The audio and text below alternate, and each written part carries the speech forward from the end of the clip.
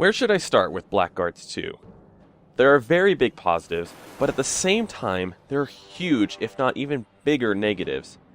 This is a game that will definitely give you some heavily mixed feelings if you are like me. You'll keep looking down for the light at the end of the tunnel, but chances are you'll give up before the glory is won. Let me start off with the negatives, beginning with stability. Right away, I had issues with the game crashing. I'm not sure why, but it locked up, forcing me to log out of my PC and then try again. This happened twice before I could even get started, as well as 2 other times throughout my play session. On top of that, I met a few other issues, whether it be unresponsive commands, or one particular case early on where a couple characters disappeared from view, and I was luckily able to finish the battle because the enemy tiger was on a volcanic vent by chance, even though I couldn't see it or do anything about it. There were quite a few other glitches aside from these, game-breaking included. Overall, the game feels rushed with random issues just scattered around. My next big negative is the gameplay itself. It was very slow-paced, and for some reason just brokenly difficult. Now, believe me, I do enjoy difficult games. In most cases, I do play my first playthroughs on the hard mode, but here I was forced into easy. Early on, before even leveling up, I found myself overwhelmed. At first, it was a tiger. Then it was a set of guards. And it kept on happening later on. I would have a good grasp of my characters, and then the game would just throw massive walls in my way. It was kind of like playing a game of D&D alone with a DM who hated me. The gameplay as a whole was pretty boring as well, which just left me feeling glad that it was over rather than feeling accomplished. In one instance of absurdity, I found myself alone with my comrades down after defeating a group of demons. The only enemy left was the summoner, who had me in an infinite loop of damaging knockdown attacks. This went on for a while before the fight was over.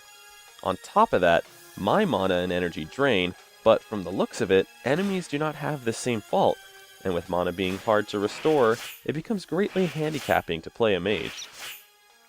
With the glitches added into the horribly slow and difficult gameplay, it may be a wonder why anyone would play on to the end.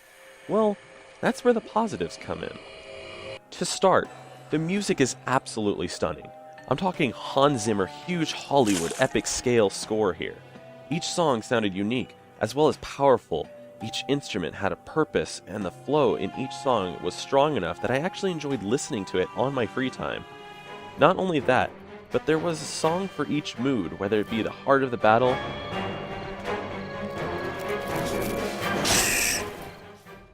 or the calm atmosphere of the camp. The voice acting is also a great experience to hear. Every character has a recognizable voice and sound, and the interactions between them often sound genuine. But she won't tell us what it opens. Thumbscrews? No, I don't like the screaming. There are more refined methods to make people talk. So your uncle will save you? He will, and he'll quarter you. Yes. Problem is, he's dead. What? We raided his country estate 2 days ago. That... you're lying. Bring the pike with Uncle Baram's head. No, please, I'll talk. The next big plus on this game is the story itself. It's exceptional in many ways, and honestly, I never felt myself rolling my eyes or scoffing at all. Being that this story revolves around a group of not-so-heroic adventurers, it doesn't include really any tropes or familiar situations. You're not playing the bad guys here, but you're definitely playing someone whose goals aren't for the greater good. The main protagonist even has it reiterated constantly that there is no why to her conquest, but merely that she must do it. There seems to be an ongoing sense of revenge, but then there's also pure power, riches, maybe even just pure greed itself.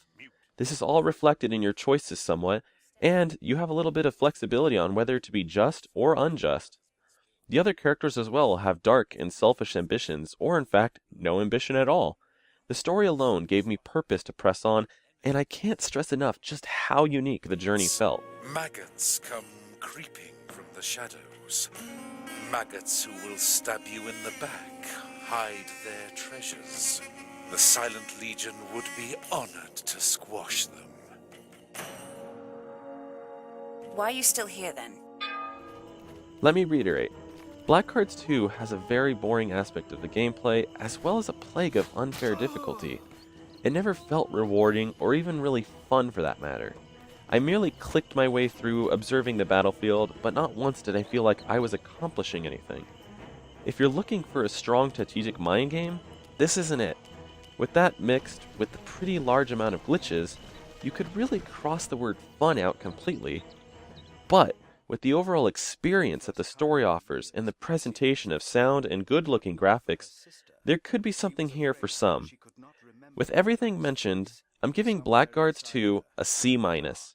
Even though the game had a great story as well as good looks and very impressive mix of sounds, it failed to be really entertaining as a game, which really put a damper on the experience. And ultimately, I can't recommend this to people who just want the story either, as the difficulty spikes littered through the campaign and overall sluggish pace are really hard to overcome. I'm Connor Amaya, and thanks for watching my review of Blackguards 2. For more video game reviews and content, check us out on UberCrit.com or subscribe to our channel here on YouTube.